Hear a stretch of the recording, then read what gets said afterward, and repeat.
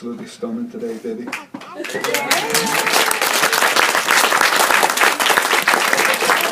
not a very emotional guy, but I welled up when I seen you earlier walking down the aisle, baby. You look gorgeous. Today is actually 8 years to the day since we met in Perth, Australia.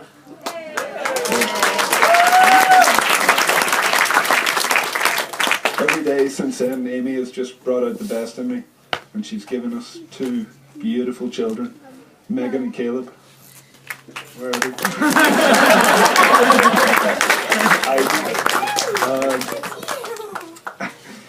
Amy is the most loving, caring person I know. She's so organised, I really don't know what I would do without her, you know. She's the glue that holds our family together. I love you so much, baby. I look forward to spending the rest of my life with you.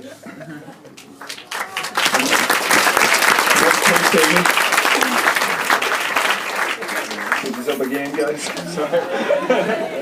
Cheers, thank you so much. Right then, I'm going to pass you on to my dad, Jerry. Say a few words now.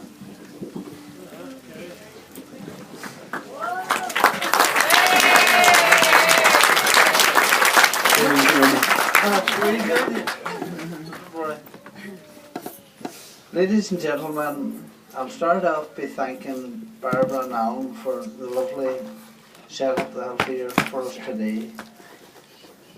And I would like to I'd like to welcome Amy into the Garland family. Officially. She's been here now for a good while. I must say, every time we visited their house, it was a real pleasure, and she's a real genuine person. You know, that's all I have to say, and thank everyone for coming. Thanks, Jerry.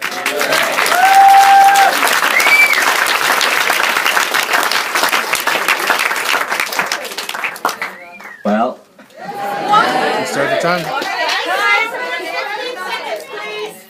off we go. Like, I'm actually not nervous at all because I know none of you care what I say whatsoever. You're just timing me thinking, hurry up, hurry up, hurry up, hurry up. Oh, slow down. But first of all, I want to congratulate Lav and Amy, James. Sorry, James and Amy. You know? And I want to thank Alan and Barbara and all for hosting us. You know, great speech from Alan. Seems like a very well articulated man.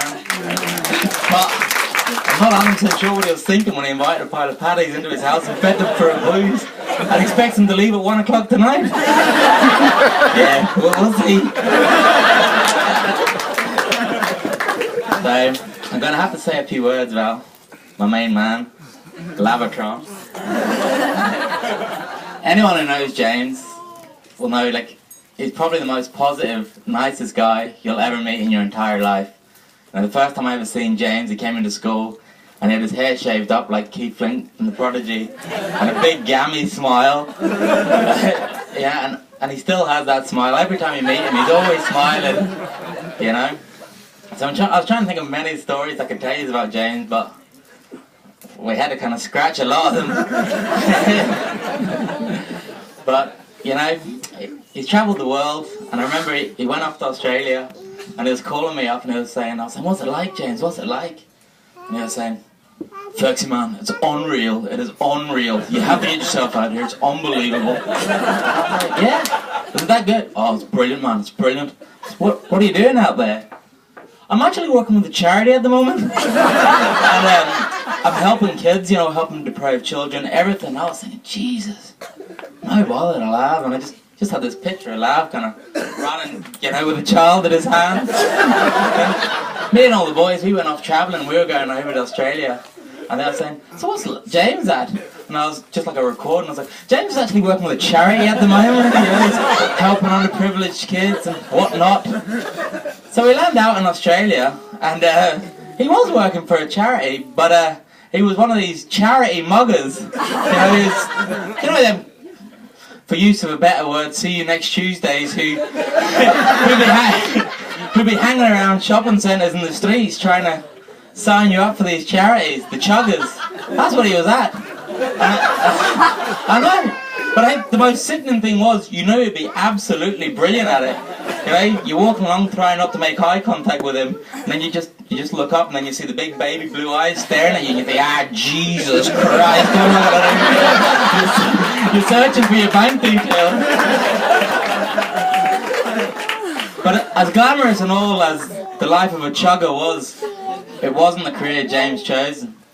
The good thing was he was Irish and he was in Australia, so to become a carpenter, all you have to do is buy a belt and walk onto a building site.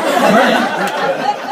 So that's what we did. And so we all went our separate ways, you know, building apartment blocks and bridges. By the way, if you're ever doing a tour of Australia, do not drive on the bridges. Really. We didn't know what we were doing. We had no training whatsoever. We had a can-do attitude and a $30 tool belt. It worked, you know, it worked. So, yeah, we toured on, and James moved to Perth, and me and the boys went over to the East Coast, and that's where James met Amy. And so he started going out with Amy. He must have been going out for a couple of weeks, and Bernie came over to meet them, and they all flew over to the East Coast, and they met us, and so we went, met, embraced as we always do, and how's things going? I hear you going out with an English chick. He goes, I'm in love, Flexi, I'm in love. She's the one, I'm going to spend the rest of my life with her. And I was thinking, oh, the little puppy's getting so excited. I was kind of worried in case he peed on the carpet.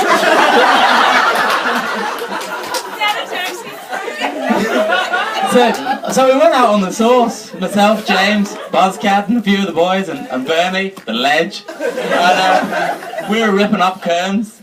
James went home early, practicing for married life, obviously. Me and Bernie stayed out and ripped it up. And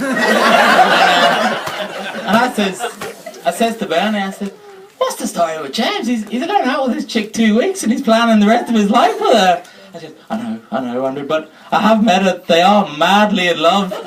Like, I've even seen their little love nest. And I says, love nest? I thought they were living in a hostel.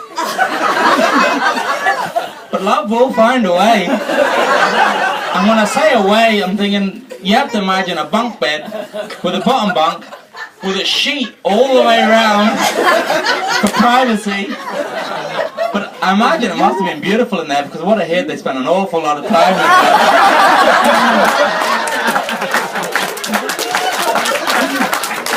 I don't know why you're getting married. You're getting married now. You're married. Don't be embarrassed. You're kids. We know what happens. We know what was here.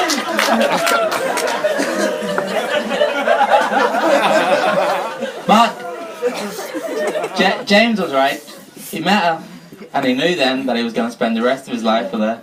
And 8 years on, all you have to do is look at their 2 kids to realise how brilliant of parents they are and how happy Megan and Caleb are. And so, get your watches out.